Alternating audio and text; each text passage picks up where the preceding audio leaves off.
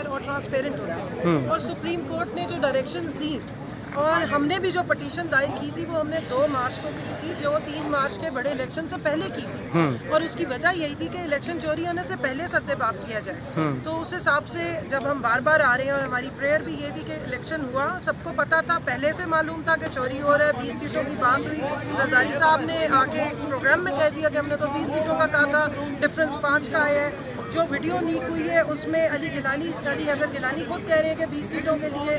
फिर आप देखें कि सिंध हुकूमत के फंड इस्तेमाल होते रहे, सिंध हुकूमत का सिटिंग मिनिस्टर जो है वो लोगों को इंड्यूस करता रहा। उसके बाद मरीम नवाज ये बात करती रही, शायद खाकान अब्बासी ने ये बात की, जावेद लतीफ़ ने बात की, ज़ुबैर साहब ने बात की।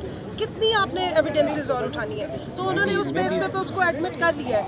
लेकिन जो हम समझते हैं कि इलेक्शन गलत हुआ था, इसको इस पे स्टे भी देना चाहिए था, या इस पे रीपोल की जो है एक आखिरी बात करना चाहता हूँ, क्या आपके पास कुछ ऐसे एविडेंसेस भी हैं जो आज कुछ तो दे दिए, कुछ ऐसे हैं जो खुफिया भी हैं और वक्त आने पे आप दे सकते हैं?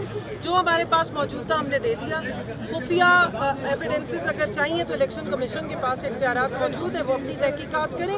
उनको तो कहा था सुप्रीम कोर्ट ने कि आप फ्री फेयर और ट्रांसपेरेंट इलेक्शंस को इज रिक्वायर्ड, और रिक्वायरमेंट जो होता है पैसा चला है वो तो सबके सामने यही था। वज़ीर-ए-आज़म ने जिस ब्रीफिंग का वज़ीर-ए-आज़म साहब ने जिस ब्रीफिंग का कहा था, आप ये चाहते हैं कि वो ये इलेक्शन कमीशन वो ब्रीफिंग ले? इलेक्शन कमीशन के पास सेक्शन 9(1) और आर्टिकल 218(3) के मुताबिक बड़े ही वसी इख्तियारात हैं। चाहें तो पाकिस्तान के हर इदारे से रिपोर्ट मंगवा सकते हैं। मलिका साहबा, ये स्टेटस आवाम का जो वोट है, मलिका उसकी साहबा, तौकीर और उसकी सैंक्टिटी को प्रोटेक्ट करना है। तो इनके मलिका पास साहबा, जो स्टेटस अभी यूसुफ रज़ा गिलानी का है, तो आपको तो उदास नहीं होना चाहिए। नहीं, हम बिल्कुल भी उदास नहीं। ये आपका आपका तकाजा है कि आप खुश रहें इंशाल्लाह। जो स्टेटस इस वक्त यूसुफ रज़ा गिलानी का है वही वाडा साहब का भी है, उस पर आप क्या कहते हैं?